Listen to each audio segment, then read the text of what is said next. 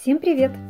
Меня зовут Тика, и вы на канале Азбука Мастерства. Сегодня мы изготовим вот такую замечательную брошь под названием колибри.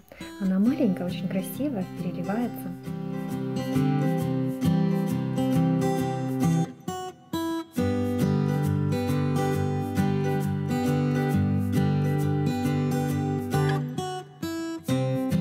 Для работы сегодня понадобятся нитки разных оттенков, мононить для пришивания канители, ножницы, иголка, застежка, небольшой кусочек картона, эко-кожа, стальная тонкая проволока, различные виды и оттенки бисера, стеклярусы, стразы, канитель и трунцал.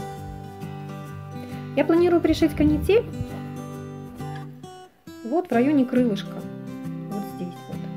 Буду пришивать, так как у меня канитель такая зелененького цвета, такого изумрудного красивого, буду пришивать с помощью мононити. Как закрепить мононить на фетре? Итак, узелок не завязываем на мононити. Протягиваем, делаем первый стежок на изнанке, протягиваем мононить так, чтобы остался кончик свободный, вот такой вот примерно. Затем делаем рядом стежок небольшой. Не затягиваем петлю и вставляем иголочку в эту петлю. Теперь затягиваем. Нитку по-прежнему придерживаем. Мононить, она очень скользкая. Придерживаем. То есть один закреп не удержит ее. Поэтому делаем 2-3 таких стежка петельных. Вставляем в петлю. Затягиваем. Еще раз. Вставляем в петлю. Затягиваем. Еще разочек для верности. Вот теперь нитка закреплена. Она у меня очень тонкая, может быть, будет плохо видно, но принцип такой. Вот теперь у меня ниточка на изнаночной стороне, теперь я ее вывожу на лицевую сторону, в нужное мне место. И начинаю пришивать канитель. Канитель слегка растягиваем, самую малость. Потому что она очень тонкая у меня, она мне нужна, в принципе, вот в таком виде, в каком она есть, просто чтобы легче ее пришивать было. Чуть-чуть растягиваю. Укладываю канитель в нужное место, там у меня уже торчит нитка на нить, и начинаю пришивать. Отодвигаю канитель слегка от линии, где она будет пришита, чтобы просто видно было, куда прокалывать. Вначале почаще стежки выполняю. Получается, в одну и ту же точку, только с разной стороны от канители. Делаю прокол. Таким образом, канитель притягивается к фетру в нужном месте и пришивается таким вот образом.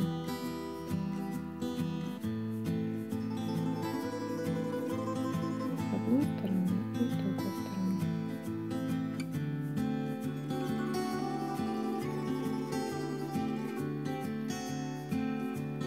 Петля у меня набежала, сейчас мне нужно ее будет положить на место, чтобы канитель была внутри вот этой петельки. Вначале просто это так случилось, убежала, но ничего страшного. Сейчас мы ее прижмем. Все, прижали. Потихонечку двигаемся по контуру и пришиваем канитель дальше.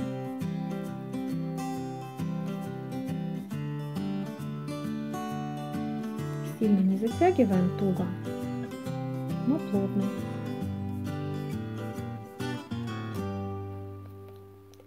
Расстояние между стежками 2-3 миллиметра, то есть достаточно близко друг к другу.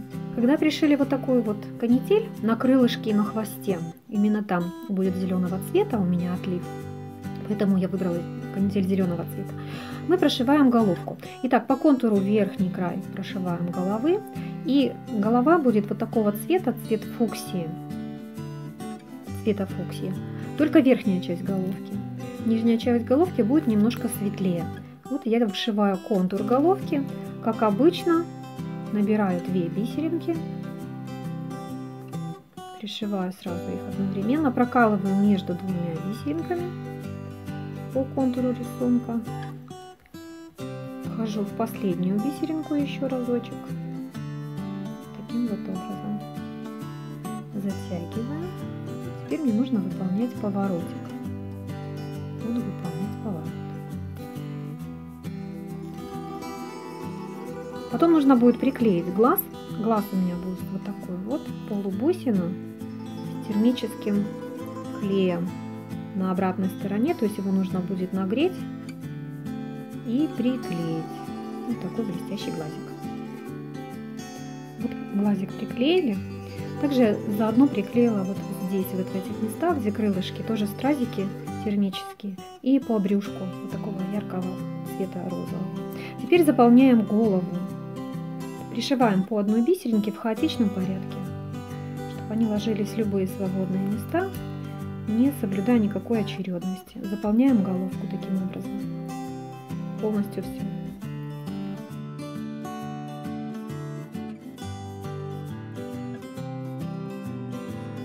Чтобы выделить вот так красиво глазик, что нужно сделать?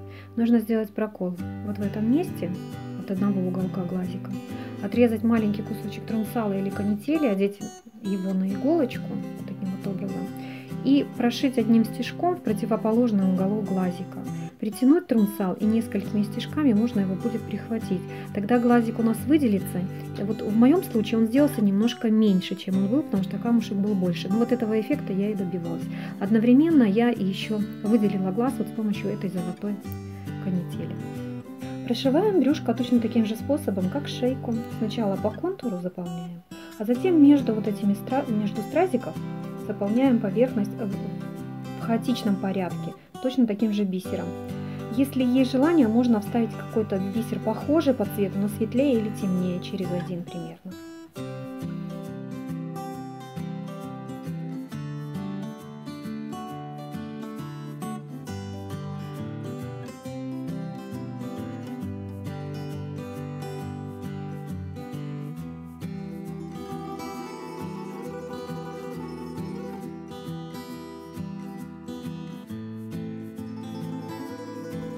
Приступаем к отделке крылышков. Отлично будет смотреться стеклярус.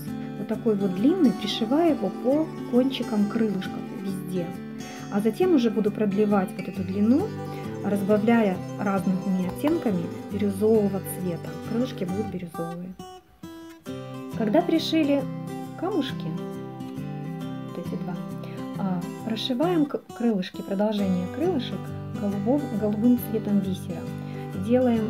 Набираем по 4 бисеринки, делаем такой стежок длинный и не закрепляем больше никак. Желательно, чтобы они торчали, эти стежки, небольшими петельками.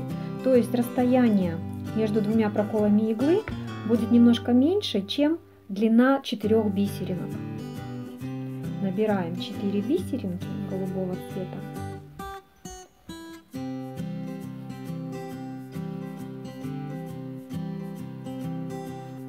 И делаем стежочек чуть меньше, чем эти 4 бисеринки, чтобы выпуклость легкая была такая, вот так, чтобы бисеринки не лежали слишком ровно, гладко. Заполняем до камушков вот этих вот блестящих.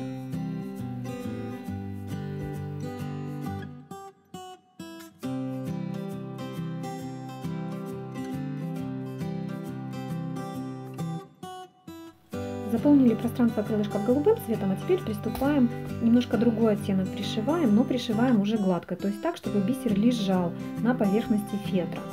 Я выбрала зеленый оттенок под цвет канители. Это будут кончики крылышков. Ну и закрепляем, чтобы они сильно не задирались, не поднимались. Можно будет ниточку прижать маленьким стежком. Вот все пространство заполняем гладкими, ровными стежками из бисера.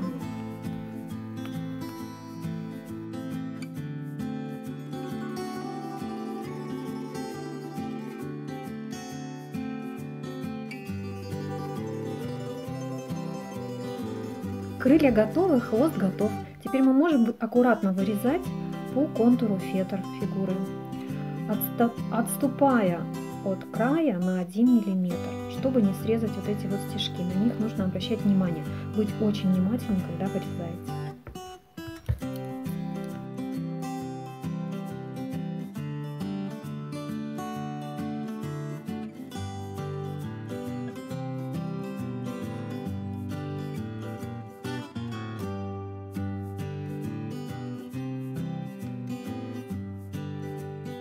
Все, что лишнее торчит, с изнанки очень хорошо видно, и можно будет аккуратненько подрезать. Вот более коротко это сделать. Уже без страха. Потому что хорошо на изнанке видно, где проходит строчка. Для нашей птички нужно изготовить вот такой вот длинный клюв. Я это сделаю с помощью стальной проволоки, вот такой вот проволочки, 0,3 мм и ее ширина. Что мы делаем? Нам понадобится вот такой вот стеклярус, он может быть ровный или граненый, как у меня. Одеваю 4 по длине стекляруса на проволочку, потому что клювик очень длинный должен быть. Таким вот образом одеваю. Затем одеваю маленькую черную бисеринку круглую. В данном случае тоже с другой стороны. Довожу до середины, делаю разворот проволоки. Поворот. Теперь пропускаю круглую бисеринку и одеваю нашу проволоку во все 4 стекляруса. Вот таким вот образом. Одна бисеринка у меня убежала в стеклярус.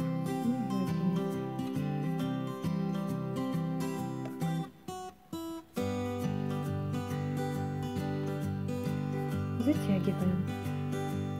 Почему в стальную проволоку? Потому что нам нужно, чтобы клюв хорошо у нас торчал, хорошо держал форму, поэтому проволока стальная. Когда бисеринки одеты на 2 проволочки, мы эти 2 проволочки между собой завязываем в узелки несколько раз. Таким образом образуются петли, за которые мы потом закрепим наш клювик на фетре, на обратной стороне фетра. Вот такие вот узелочки образуются. За них мы и закрепим. Пришиваем носик. Вот за эти петельки, которые образовались, узелки, множество узелков, пришиваем частыми стежками, очень прям крепко так, чтобы носик у нас стоял на месте, чтобы его трудно было сдвинуть, чтобы он у нас не цеплялся. Итак, носик пришила я ниточками. Делаю что? У нас заготовочка картонная, мы ее уменьшаем на 3 мм с каждой стороны. Теперь ее нужно приклеить. Вот тут как раз таки и в голове мы еще раз закрепим наш носик по голове. Клей мажьте очень аккуратно, так, чтобы он не выходил за границы картона. Иначе клей будет мешать нам в процессе обработки края. Вот таким вот образом. Вырезаем кожу такого же размера, как наша брошь, вот, на кожаной заготовке. Делаем надрезики для застежки. Вставляем застежку. С лицевой стороны выводим на изнаночную сторону и с изнанки на лицевую сторону. Вот таким вот образом. Чтобы застежка не ерзала, во-первых, закрыли ее и капаем клей в середину, чтобы застежка закрепилась. Одновременно слегка схватываем и кожу, и фетр, чтобы она тоже не ерзала, чтобы нам легче было обрабатывать край. Вот таким вот образом. Все стоит как положено. Теперь нам понадобится бисер, нитка с иголкой, и мы будем обрабатывать край.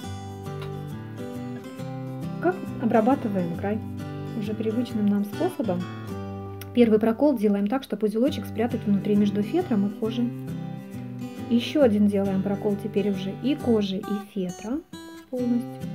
Стежок затягиваем, и только теперь набираем одну бисеринку. Бисеринку набрали, в этом же месте прокалываем и кожу, и фетр.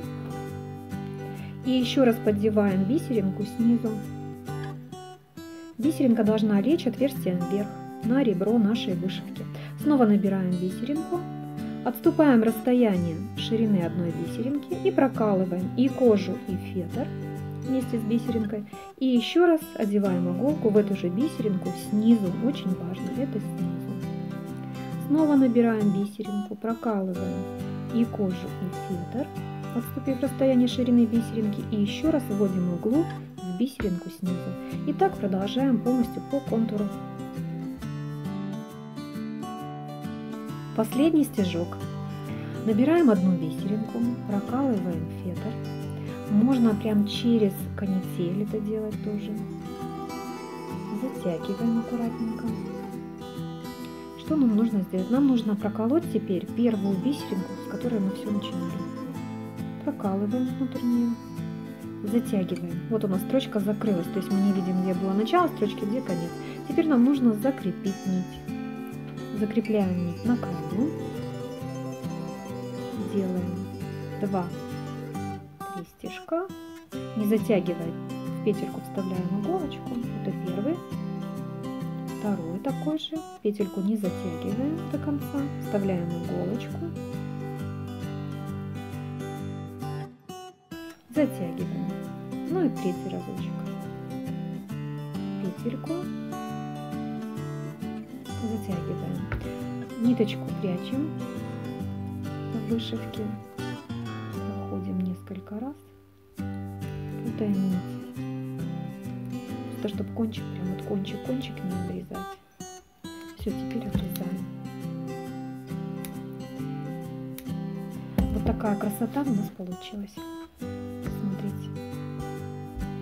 Сегодня с вами мы изготовили замечательную брошь колибри.